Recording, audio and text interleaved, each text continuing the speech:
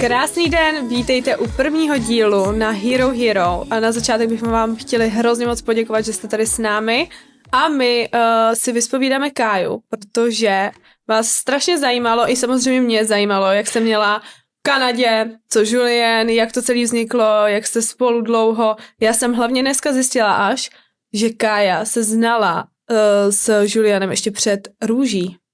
To nevím, kdy jsi mi chtěla říct. Ja som to Sabíne, ahojte inak, povedala podľa mňa, ale myslím si, že ona ma vtedy asi úplne nevnímala, keď som jej to hovorila, takže každopádne tu budete mať úplne takú premiéru toho, že ako to celé vzniklo, prebiehalo, pretože my dve same sme sa o tom vlastne nerozprávali nikdy, úplne, že ako všetko bolo, ja neviem prečo. Vůbec. Akože jako nějaký věci vím samozřejmě, ale dali jsme si k tomu ještě prostečko, aby jsme se vyklidnili předtím. Takže to bude v takej netradičnej forme, že sa bude mňa spovedať, tak som veľmi zvedavá, že ako sa budem cítiť v tejto roli.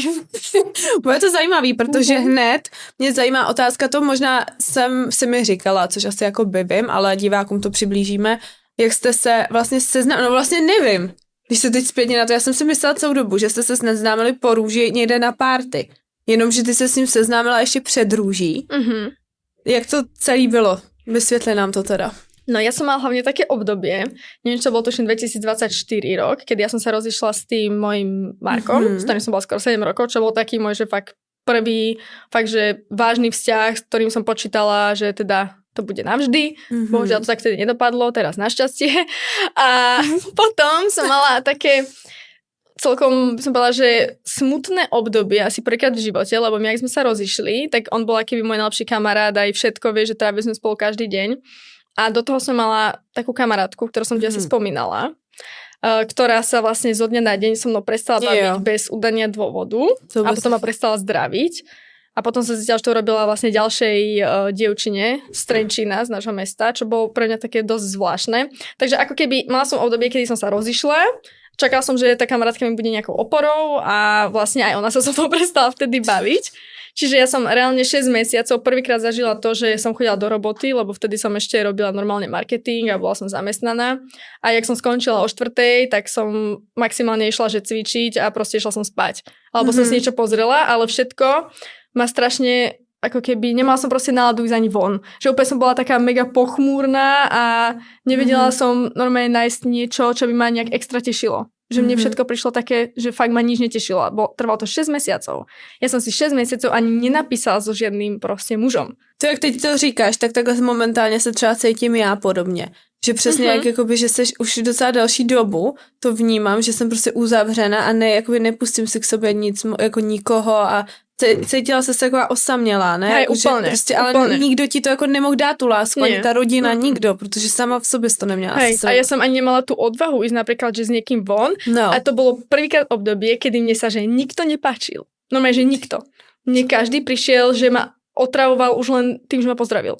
Ako muž, keď to mám tak povedať. Normálne, že všetci muži sa mi vtedy normálne zhnusili a ja som sa normálne vtedy cítila na chvíľu, že napríklad, že ja som nepotrebovala ani, že sex. Hej, keď to mám tak povedať. Že ja som vôbec nemala chuť teraz, že niekto by sa mi ľúbil, má sa s ním chuť vyspať vôbec. A vtedy som si začala hovoriť, že že to začína byť až také, že či to vôbec niekedy prekonám. A překonala. Ale v tom období som mala normálne taký pocit, že keby to nemám, tak vlastne v pohode žijem. Že vôbec mi to nechybalo. Úplne mi to bolo jedno. Potom ma kamarátka, ktorú som mala z Miss, zavolala do toho Mexika, že či nepôjdem na dovolenku. No. A to bylo teda ešte před rúží. Hej, to bolo pred rúžou. To bol 2025, alebo ako proste, že to bolo v decembri ma zavolala. No. A že v januári, že sú tam proste nejaké party, že či neprídem ku nej. A hovorím si, že neviem. A potom som bola taká, že vieš čo, že kašľať na to, že kúpim si letenku a idem. Lebo my sme akože stále boli v kontakte, ona bola taká zlatá. A došla som teda ku nej. Za 2 týždne som si vlastne bukla letenku. Takže to bolo, že akéby zo dňa na deň. A vlastne došli sme do Mexika, iba že tam sú také časti, že najprv sme išli do Mexico City, tam sme pozreli tie historické časti, čo bolo pekné.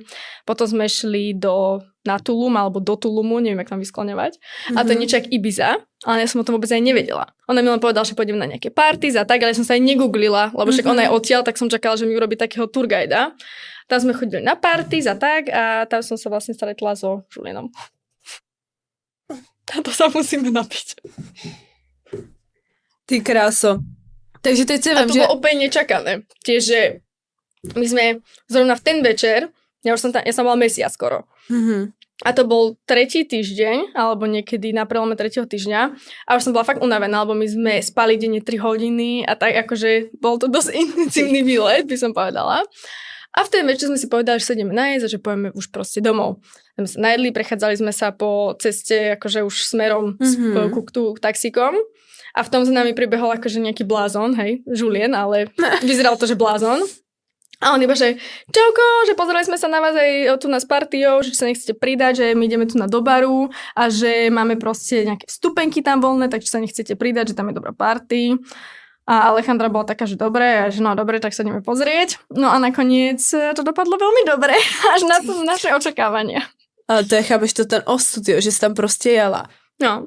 Ale jak to celý jako vzniklo, že prostě... Úplne Chápeš, že ty náhoda. se s ním seznámíš, pak jdeš do růže, vyhraješ jí, máš přítele a teď se zase spojíte. No. No a tam se stalo co teda? Jako na ty party? Tam sa nestalo nic, normálne sme si užili party, potom sme šli všetci na takú afterku, akože boskavali sme sa a tak, ale Nic víc, jako nič, jenom. akože proste slobodní ľudia na party, akože nič viac tam nebolo. A hlavne to, že on na druhý deň už odchádzal domov, takže my sme sa videli ani nie 24 hodín. Ale celý ten večer, keď sme boli spolu, tak my sme sa rozprávali normálne, že len my dvaja, non-stop. Proste odkedy nás oslovil, až do toho rána, čo sme pozerali všetci Východ slnka, tak my sme sa len my dvaja rozprávali a úplne sme mali pocit, aké by sa bavíš s nejakým proste najlepšou kamarátkou. Ale v takom akože dobrom slova zmysle, vieš, že... Hezký, ale... Až to bolo také divné a on mi to sám hovoril a ja jemu a hovorím si, že dobre, že však, vieš, možno pripity, alebo čo, že som ako keby to viac prikladala tomu alkoholu, ako tomu, že to môže byť reálne. A nakoniec to reálne bolo. Ty krásno, no tak já tohle jsem vůbec nevěděla, ale... A ešte úplný top point bol ten, že my sme išli potom ešte naspäť do Mexico City. On už bol dávno akože doma v Kanade. A ešte sme si akože písali, poprial mi peknú dovolenku, lebo ja som ešte tam bola proste asi týždeň alebo tak. A ráno potom som sa zobudila u tej Alejandry, akože u nej na byte. A ona otvorila dvere s takouto veľkou kyticou rúží. A ja, že ježiš, to je aké brutálne, že kto ti to poslal akože k nej domov. A ona iba na mňa cez tú rúžu sa pozerala, že to nie je pre mňa, ale pre teba. A vtedy... To byly růže. Hej, to boli rúže, normálne takáto kytica rúží. A on normálne napísal tej mojej kamarátke, lebo mi chcel poslať kvety. To je krásný. A vtedy normálne to bolo prvýkrát, čo ma niekto úplne, že akože dostal tým, ako sa správal, že sa mi to v živote nestalo. A to je super rada pre podľa mňa všetky ženy, že nikdy sa nevyspíte s mužom na prvom rande. Jo, přesně. Takže reálne. Ale jo, to je jako... Lebo ja mám akože takú skúsenosť, že v živote som sa s nikým akože nevyspala na prvom rande a mám práve skúsenosť takú, že vždy sa ten muž podľa mňa chová lepšie. A jedno, či s ním potom niekedy nie si, je to úplne jedno, ale ako keby mám pocit, že si k tebe vytvorí nejaký taký rešpekt. A i pouto, takový to, že přesně nemůžete mít hned. Ano. Kdyby si tě získal hned ten večer, tak se třeba prostě, tak ta je, jakoby ta jde hned, že jo, tak a má tě oškrtlo a čau. Ale pak jsou prostě výjimeční ženy právě, který nedají hned a jsou tak jako postupně na to jdou a to je přitahuje nejvíc. Lebo ja si myslím, že keby sme spolu niečo mali napríklad, tak určite by mi na druhý deň neposlala takúto kyticu rúží. Vieš, ako keby, že už by si povedal, mal som ju, tyk. Vieš, čo myslím, že podľa mňa u chlapov to tak funguje, že nemal som ju, tak... Přesně ty jsi to řekla. Kolik mu je vůbec? 33. 33. A on je teda z Kanady, je Kanaďan, jo? Nebo jak? On je Francúz. Aha. Z Marseille. Ale on sa presťahoval, sa mi zdá, že v 18-19 do Kanady. On mal vtedy priateľku. Aj to sa mi strašne páčilo. My sme sa ten večer mega dlho bavili o vzťahoch. On mal skoro 11-ročný vzťah. On bol od 16 s jednou rovnakou proste frajerkou. Do 27 rokov. To je frajer. Takže aj to sa mi páčilo, že nebol taký typ, ktorý teraz akože bude mať každú babu, alebo niečo v tom zmysle. A tým vlastne aj sa mi páčilo, že mal taký akýby seriózny prístup k vzťahom, že mi to tak prišlo. Já jsem jinak tady byla dneska s ním a oni spolu volali. On je strašně roztomilý, ale jakoby jak s ním mluví. Hej, on je úplně vtipný hlavně, keď rozpráva po slovensky. Jo, co on to říkal? Ako sa máš? Veľmi dobré. Jo, velmi dobré. Ještě ten přízvuk jeho. Hej. No a vlastne preto sa presťahoval do Kanady, lebo tá jeho frajerka si tam našla robotu a on išiel s tou frajerkou do Kanady. Takže vlastne on skončil v Kanade len vďaka tej prvej frajerke. No takže teď skončí tady, no to je jasný. Že? Mohol by. Takže na Slovensku Praha je jedno z toho, prostě bude tady s náma točit příště podcasty. Ale teraz vlastne tým, že chcel on zostať v Kanade, tak si vybavoval aj kanadské občianstvo, len strašne dlho to trvalo. Čiže momentálne je to, že aj Kanadian, aj Francúz. Aha. Takže si môžem vybrať. Tak to je úplně nejlepší. Takže jdeme teda na začátek. Takže tady tímhle s tím večerem to skončilo mezi váma. Áno, to skončilo. Přidali jste si kontakty, byli jste nějak jako v kontaktu. Ako by skončilo to tou kitkou, že to bolo také milé. A psali jste si potom ještě? Jasne, že sme si písali, však bolo také, že príjemnú dovolenku, ja som mu písala, že kde sme, lebo však on tam bol tiež. A potom sme si už nejako, ako keby ja som už došla domov a už som vtedy zase začala chodiť do roboty. My sme si... Dva kamarádi, jak kdyby. Hej, že my sme si proste len tak písali len tak, ale nebolo to, že každý deň, ale sem tam sme si napríklad reagovali na storku, alebo sme si napísali, ja neviem, niečo, keď pridal z Mexika, alebo ja som pridala, tak skôr to bolo. Takže to nebylo jakoby, že ty by si očekávala s ním něco víc, tak jenom prostě kamarádská nějaká vôbec. to. Ale ani on to neočakával, lebo my sme sa poznali 24 hodín, vieš, že akože tak bolo to tam jako takhle je a pak už prostě srdce neporučíš, no. Tak ale 24 hodín, neviem. A podívej, jak to dopadlo. No. Takže. Ale neskôr. Ale, takže ty si potom šla teda do Růže, ty si ji vyhrála, získala si Rastiu a teď si byla teda s Rastislavem. A teď on to asi viděl na těch sociálních sítích, jak jakoby napsali jste si třeba po Růži, nic vůbec. Nepogratuloval ti, videl, tak že vôbec. Naštvanej, nevíš. Povedal, že akože nebol, že naštvaný, lebo čak akože nie sme spolu nemali dohodnuté, ale iba proste povedal, že keď to videl, tak mu to tak akoby prišlo ľúto trochu, že, že niekoho som si našla, ale nepísal mi to, vieš, že iba teraz, keď tým, že sme spolu, mi povedal, že keď videl aj tie storky a tak, takže to iba proste prehliadal a ako keby, že neriešil to, ale ten prvotný okamih, áno, keď to uvidel, tak to nečakal, hej. A co ty a jazyky? Ty umíš dobře anglicky, že jo? No. Byla tam nějaká jako bariéra, ale trošku asi jo, ne? Při v té lásce je to takový trošku jiný, když miluješ někoho, tak když jsi jakoby zamilovaná do Čecha nebo Slováka, tak vy si vyjadřujete nějak tu lásku. Jak to je tady s ním? Jako jak to vnímáš, že tam nějaká ta bariéra? Práve, čo sa týka podľa mňa vyjadrovania citov, tak vôbec nemáme bariéru, si myslím. Ako nie je to o tom len, že si povieme, že I love you, ale celkovo, že si vieme strašne veľa povedať, čo sa týka napríklad našich vlastností a tak, že mne sa na ňom ľúbi, že on je taký emotívny a stále mi vie nejakým spôsobom vyjadriť emócie na takých maličkostiach. Či je to, že jak sa správam, alebo čo sa mu na mne páči a že on mi to ale akože stále vyjadruje. A to raz si třeba neměl, si myslím tohle, viď? No to vůbec. No, já si myslím, že jsou si hodně podobný, jakoby s Honzou a tady v tomhle je to úplně něco jiného. Ja som to vlastne nezažila nikdy. Toto, ako sa on správa, tak som to akože u muža ešte nevidela, ani som to nezažila. Čiže mám z neho pocit, že proste to, čo hovorí, tak to myslí vážne a vie ti vyjadriť tú lásku extrémne. Že aj keď mi píše, tak niekedy mi úplne napíše, že myslím na teba, že chcem s tebou zaspávať každý večer a že mi normálne, že píše vety. Akože, a to je to romantické. To je o tom, o čem jsme mluvili, že právě ty, když jakoby nedostáváš tu lásku od toho třeba bývalého partnera a pak se s někým seznáš a on ti to dává víc, jakoby o dost víc a ještě něco, co si právě jako ve vztahu zasloužíš, tak ty se jakoby zakoukáš úplně rychle.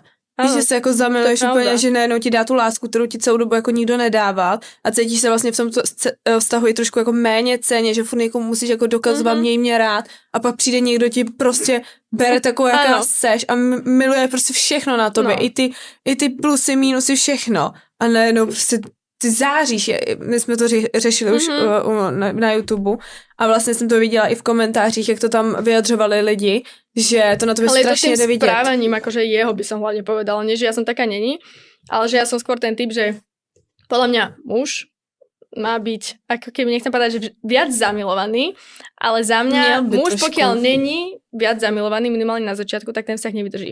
Lebo muži majú skôr tendenciu, že sa potom pozerať po iných babách a tak, ale čo mám skúsenosti so ženami, tak mi príde, že oni sa skôr do toho muža tak zahľadia aj tým, že jak sa k nej správa a že vedia sa tak zamilovať, ale on musí byť ten taký iniciátor, čo je úplne tak akože zahltí a že úplne on do nej zamilovaný a tá žena sa vie zamilovať. Ale naspäť poznám málo prípadov. Přesně Keď tak. je žena tá, že Ježiš, milujem ťa, neviem čo, tak ja si myslím, že tých mužov to proste odradí väčšinou. To máš pravdu. A vaše první setkání bylo teda potom, takže on viděl Rasťu, všechno, dobrý, nepsali jste si, pak jsi se rozešla s Rasťou. A kdy bylo to první, kdy jste se prostě napsali, nebo kdy jste se sešli, jak to bylo potom? Ja som dávala príspevok, že sme sa rozišli. No. Tak A Julieny. sme to chceli nejako teda verejne odkomunikovať a potom som dávala ešte takú storku, niečo v zmysle tom, že nech proste, akože to ľudia neriešia a tak, že je to naša osobná vec a lebo vtedy mi veľa ľudí, však asi to poznáš, písalo, že a prečo a neviem čo a že a ja som to určite len hrala a vieš presne tie veci, na ktorými sa pozeráš a povieš si, že Nic nevíte. hej, že keby to vidíte, tak úplne inak reagujete, ale hovorím si, že dobre, nechcem to riešiť a nechala som to tak a on si to vtedy akože preložil a iba mi napísal, že či sa akože niečo stalo, alebo že videl tú story a že či som akože v pohode, že ak sa mám. A iba vtedy som bola taká, že no, mám sa fajn, ale že stalo sa toto a toto a že nie som teraz úplne, že OK. A viac menej sme sa začali tak normálne priateľsky zase písať, že čo je nové a tak a tam to potom nejak časom, jak sme si písali, tak zrazu po pár týždňoch už sme boli na FaceTime a volali sme spolu hodinu. To je hezky. A takže vy jste letěli do té Paříže, že jo, poprvé? Nebo Nie, jste... my sme sa ešte stretli predtým. A kde? Boli sme vo Viedni. To nevím, ale vím. To nevíš. Že ne? A vidíte to, tady to máte důkaz. To že neviem. ona mě bude říkat, že jsem špatná kamarádka, když mi neříká takový informace, jak mám pak vědět. Tak lebo vtedy som si ešte zase hovorila, že dobre, videli sme sa 24 hodín, rozumieme si, lebo si voláme, píšeme, ale zase ako ja som není, že skačem z jedného vzťahu na druhý, že akože musím byť o tom presvedčená, tak si verím, že nejdem to ani nejako riešiť. A on došiel vtedy na víkend do Viedne, tak som si povedala, že dobre, ideme, vyskúšame, čo to spraví. No. A jak sme sa vlastne stretli, tak to bolo úplne to isté, ešte lepšie, ako keď sme spolu volali, vieš, že sme sa zbadali a neviem, úplne to bolo, keby sa nám tak, neviem, zažiarili oči, alebo neviem, jak to mám povedať, že fakt sme sa stretli a hneď to bolo, keby sme spolu chodili. To je hezký, ty že kráso. Fakt, keby pri ňom mám pocit, že je to jak človek, ktorého by som v minulom živote nejakom spoznala a zrazu sme sa znova stretli. A tady to vidíš, tady máš důkaz toho, že pokud ti přijde do života ta jako pravá láska, tak to hned poznáš. Než kdyby prostě ty začátky by neměly za mě být úplně těžký. Jakoby ty začátky by měly být přesně o tom, že to je hrozně hezký, že se jako poznáváte, zažíváte ty nejhezčí momenty svého života. A ne, že na začátku řeší, že tě má rád nebo nemá rád. Aj to, že bol ochotný, vieš, že pricestovať. No. Aj to sa mi páčilo, že som povedala, dobre, tak sa stretneme, lebo však ja mám Viedeň 2 hodiny, vieš, tak pre mňa to není ďaleko. A keď už som chodila... A teď on je celkově jako zaraz som hodinu, tak čo? Chápeš. A nevyšlo, nestačilo, tak... A tady, to vidíš ten důkaz, že zaraz ho musíš jezdit hodinu. On za tebou jakoby nikdy nepřijede, jak kdyby. 3-krát prišiel. No. Ale nevadí, toto nebudeme riešiť, proste 3-krát za pol roka, neviem. No, to je jedno. Každý si vie vypočítať matematiku, takže pokračujeme ďalej. Kráso. No a tento vlastne, že keď priletel, tak... Přiletí na Vánoce překvapit. Jo? No a potom ešte ma aj prekvapil na Vánoce. Z Kanady. Chápeš to? No. To je neskutečný. No a potom sme teda si tam povedali, že... No, když jste si řekli, jako, že spolu teda budete tvořit no, pár. si... Zajímá tě, jak to bylo dál? Co Kája dělala v Paříži? A kde si teprve konečně řekli, že spolu opravdu budou? Připoj se na herohero.co/roselife. Čeká tam na tebe nejen tahle celá epizoda, ale i velká spousta jiného bonusového kontentu. A abys věděla, do čeho jdeš, tak tady máš malý teaser. Lenže ten druhý deň my sme sa vrátili po večeri a sme boli unavení a my sme sa zobudili o 2:00 v noci. Som sa takhle postrela a ja iba, že Julien? To tedy môžeme rozebrat na Hero. No. Tým, že on veľa vecí rozprával a ich mám pocit, že robí, tak som mu akéby verila. A už keď som vlastne odchádzala, tak bol taký, že nechceš sa už predsťahovať? No tak som si řekla, že to vezmu do svojich rúk. Čo neviem, či bol dobrý nápad. To hodně špatný nápad. Ja to preložím, lebo sa by niekedy, jak sa to hovorí, má syndrom predbiehajúcej sa papule, že... Tak, I love you mi řek. Chápete to? To byla moje chyba.